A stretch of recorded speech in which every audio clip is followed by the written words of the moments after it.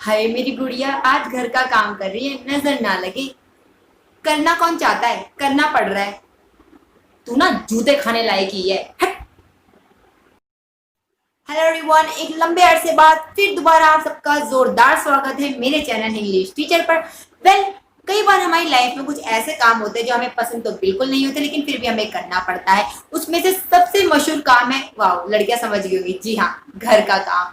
तो मुझे भी बिल्कुल पसंद नहीं है। तो बिना किसी बकबक के आज की वीडियो के बारे में बात करते हैं। तो आज की वीडियो में हम सीखने वाले हैं कि कैसे हम अपनी मजबूरी को बता सकते हैं इंग्लिश में। जैसे हम कह रहे हैं, मुझे वहां जाना पड़ता है, मुझे पढ़ाना पड़ता है, मुझे पढ़ना पड़ता है, मुझे पढ़ाना पड़ता था।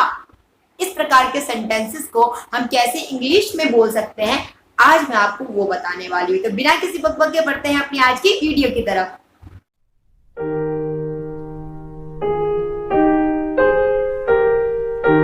तो बात करते हैं आज के मुद्दे की। आज इस वीडियो में हम क्या सीखने वाले हैं। तो वेल गाइस, आज इस वीडियो में मैं आपको बताने वाली हूँ कि जब भी कोई काम आपके लिए बहुत जरूरी हो या फिर आपकी मजबूरी हो या आपको करना ही करना है, उसे आप इंग्लिश में कैसे बोल सकते हैं।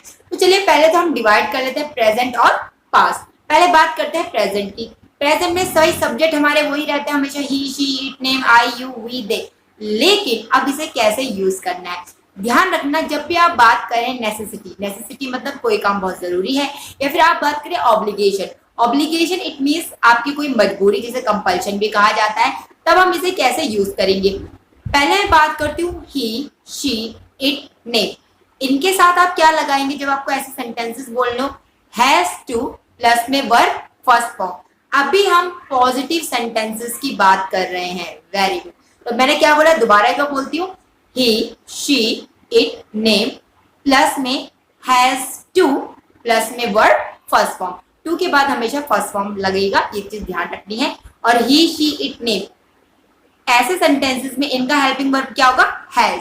और मजबूरी दिखाने के लिए हम यहाँ पे टू का इस्तेमाल करेंगे, राइट। सेंटेंसेस को ले लेते हैं। जैसे फॉर एग्जाम्पल मैंने कहा उसे पढ़ाना पड़ता है। अब भाई लड़का लड़की कुछ भी हो सकता है, तो मैं कैसे बोलूंगी, ही हेल्पिंग वर्ब हैज, मजबूरी दिखाने के लिए to, and after that what is verb, पढ़ाना। तो क्या बोलेंगे, he has to teach. Very good.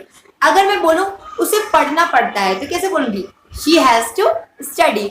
इस तरीके से मैं बोलूं फॉर एग्जाम्पल, हाँ, राधिका को जॉब करना पड़ता है, Radhika has to do job. इसी तरीके से कुछ और सेंटेंस ले लेते हैं। मैंने कहा अभिषेक को लड़ना पड़ता है, अभिषेक हैज टू फाइट।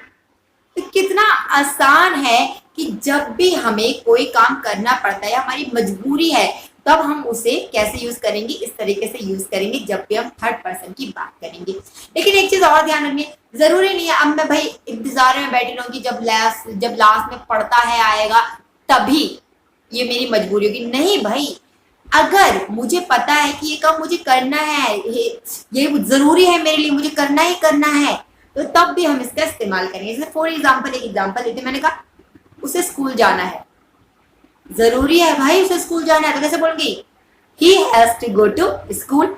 अब मैं यहाँ पे मैंने देखा कुछ भी पढ़ता है पढ़ती है, कुछ नहीं आया, लेकिन मुझे पता है ये जरूरी है।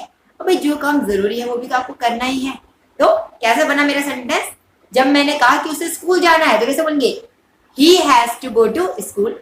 मैंने कहा उसे खाना बनाना है, she has to make food. मैंने कहा आरती को मंदिर जाना है, Aarti helping verb has, Aarti has to go to temple. तो देखो मैं दोबारा पहली चीज यही बता रही हूँ, बार बार बता रही हूँ कि भाई ये पढ़ता है पढ़ती है, प्लीज इस चक्कर में मत पड़े रहना। मुझे ये महसूस करना है, ये एनालाइज करना है कि मैं जिस काम के बारे में बात कर रही हूँ वो मेरे लिए जरूरी है, वो क्या है, मेरी मजबूरी है। अगर जरूरी है तब भी मैं यहाँ पे इसी तरीके से इन सेंटेंसेस को इंग्लिश में बोलूंगी, और मेरी मजबूरी है तो फिर तो मैं ऐसे ही बोलूंगी। तो ये तो हुई कैसे हम थर्ड पर्सन की बात करेंगे, ही शी इट ने प्लस में हैज टू प्लस में verb first form, positive sentences present के। अब हम आ जाते हैं आई यू वी दे। अब इनको कैसे यूज करेंगे, तो भाई प्रेजेंट में इनके साथ क्या हेल्पिंग वर्ब लगेगा, वेरी गुड, हैव लगेगा। फिर वही चीज हैव के साथ क्या लगेगा, to, and to plus verb first form, very good. अब चलिए कुछ सेंटेंसेस लेते हैं। जैसे मैंने कहा मुझे पढ़ाना है, तो कैसे बोलेंगे, आई हैव टू टीच, मुझे क्लास लेनी है। I have to take class, मुझे खाना बनाना है। I have to make food. अब यू का एग्जाम्पल लेते हैं। मैंने कहा तुम्हें स्कूल जाना है, you have to go to school. मैंने कहा तुम्हें एग्जाम की तैयारी करनी है, you have to prepare for your exam. Very good. अगर मैं बात करूं वी की, मैंने कहा हमें खेलने जाना है, we have to go to play. मैंने कहा हमें मार्केट जाना है, we have to go to market. हमें क्लास लेनी है, we have to take class.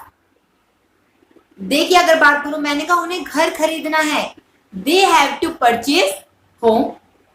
अगर मैं बोलूं कि उन्हें मार्केट जाना है तो कैसे बोलूंगी, they have to go to market. तो कहने का सीधा सीधा तात्पर्य, कहने का मतलब सीधा सीधा मतलब है कि जब भी मुझे कोई काम करना है या करना पड़ता है, चाहे वो मेरी मजबूरी हो, चाहे वो बहुत जरूरी हो, तो मैं इस तरीके से इस प्रकार के सेंटेंसेस को बनाऊंगी। आई होप आपको समझ में आ गया। एक बार दोबारा रूल के बारे में बात कर लेते हैं।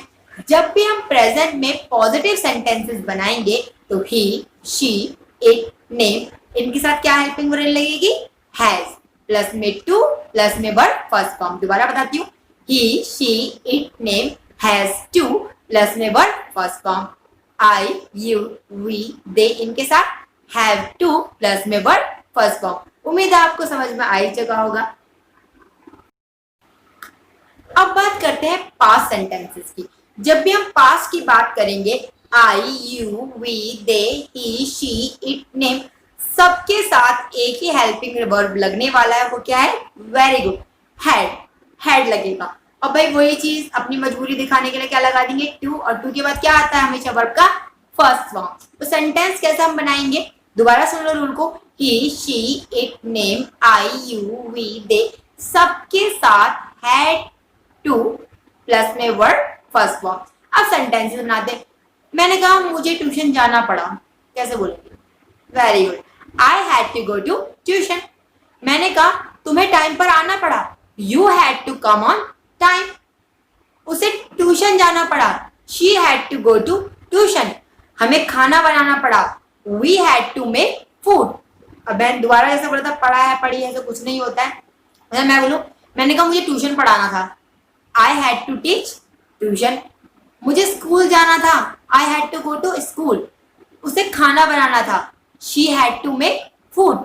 मैंने कहा तुम्हें मार्केट जाना था, you had to go to market. तो कहने का मतलब मुझे सिर्फ इतना ध्यान रखना है कि जब भी मैं कोई सेंटेंस बना रही हूँ और अगर उसमें आपको ये फील होता है कि ये जरूरी है, नेसेसिटी है, नेसेसरी है, यहाँ पे मजबूरी है आपकी, ये कंपल्शन है कोई, या कुछ भी चीज आपको लगता है कि हाँ यार मुझे ये करनी ही है, ठीक है, चाहे वो आपकी मजबूरी हो, चाहे वो आपके लिए बहुत जरूरी हो, तो उस समय आप इस स्ट्रक्चर को फॉलो करेंगे। आई होप आपको समझ में आ चुका हो।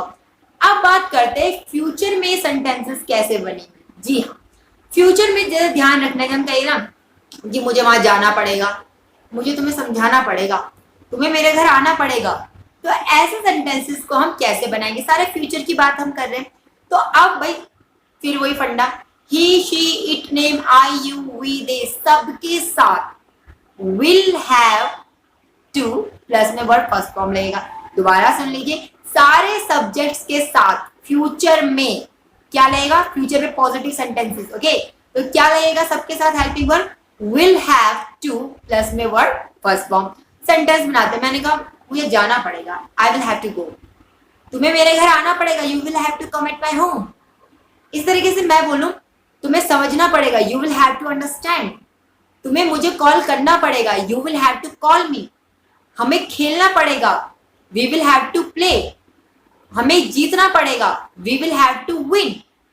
तुम्हें जाना पड़ेगा, you will have to go। कितना इजी है, राइट? तो जब भी आप ऐसे सेंटेंसेस बनाएंगे तो आपको ध्यान रखना है कि आपको इस तरीके से यूज करना है। तो व्यूअर्स, मुझे लगता है अब आपको बहुत अच्छी समझ में आ चुका होगा कि जब भी हमें मजबूरी या बताना पड़ता है कि हमें किसी जरूरी काम को करना है या करना पड़ा या करना पड़ेगा, तो आप ऐसे सेंटेंसेस को कैसे इंग्लिश में बता सकते हैं। ऐसी और मजेदार ग्रामर वीडियोस के लिए, ग्रामर को समझने के लिए जुड़े रहिए अपने इस चैनल इंग्लिश टीचर से। और अगर आपको मजेदार मुहावरे, वोकैबुलरीज ये भी सब सीखनी है, अपनी इंग्लिश को अपडेट बनाना है ओल्ड फैशन की जगह, तो प्लीज अपने इस चैनल इंग्लिश टीचर से जुड़े रहिए। और हमेशा की तरह अगर आपको ये वीडियो अच्छी लगी हो तो अपने इस चैनल इंग्लिश टीचर को लाइक, सब्सक्राइब और शेयर जरूर कीजिएगा। और भी ज्यादा एडवांस वोकैबुलरीज के लिए प्लीज इंग्लिश टीचर को फेसबुक पे फॉलो कीजिएगा। इंग्लिश टीचर के पेज का लिंक जो है वो आपको डिस्क्रिप्शन में मिल जाएगा। तो मिलते हैं अगली वीडियो में कुछ और भी मजेदार ग्रामर के साथ या फिर कुछ और भी मजेदार इडियम्स के साथ। तो देखते हैं अगली क्लास में क्या होने वाला है। तब तक के लिए बाय बाय।